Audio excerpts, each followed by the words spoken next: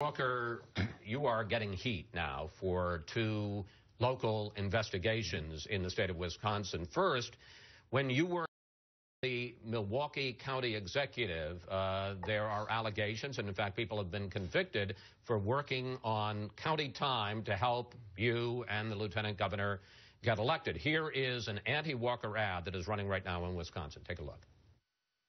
The investigation is getting closer to Governor Walker. What did the president know, and when did he first know it? What did Scott Walker know, and when did he know it? Now, we should point out that they have brought charges against a number of people. They brought absolutely no charges against you. But the reason this is hot again is because thousands of emails were released this week that indicate that you knew that public workers were working on county time in political campaigns, which is against the law. Right, and that's just not, it's absolutely not true. And if you look at the facts out there, this is old news. This is about a case that was closed last March. A Democratic district attorney in Milwaukee County spent multiple years looking at all this information, the 27,000 plus pages of documents that were just released this week. Have been looked by a team led by a Democrat in Milwaukee County, and last year in March, he announced the end of that case. Plain and simple, it's old news. But we have our political operatives at the DNC and the DGA that desperately want to switch the subject from the fact of things like us taking a $3.6 billion budget deficit and turning it into a nearly $1 billion surplus. They don't want to talk about the improvement in the economy. They don't want to talk about the successes we've had in our state. Instead, they desperately want to switch the subject on a subject that's already been resolved as of last March. Now, it may be old news, and I want to point out again that there were no charges were brought against you, but because of this dump of 25,000 documents, it's new news to a lot of the people in the state, and it's been big news in local papers in Wisconsin.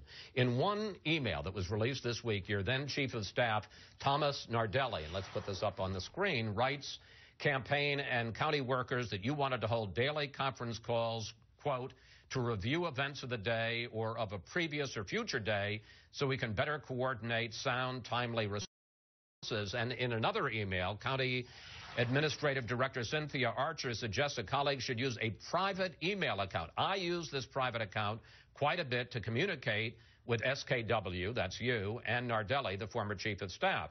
Question, if county workers were doing nothing wrong, why should they be using a private email account? Well, but that's exactly to my point. You had a Democratic district attorney spend almost 3 years looking at every single one of those communications, interviewing people, talking to people, and closed the case last March. Did you know there was a private email account? No, again, it's one of those where I point out the district attorney has reviewed every single one of these issues. But, sir, you're not answering my question. No, because I'm not going to get into 27,000 different pieces of information. The bottom line is a Democrat who led the district attorney's office looked at all this, decided not to charge anything other than the individuals you mentioned who are people who had worked for the county in the past but don't work for me today.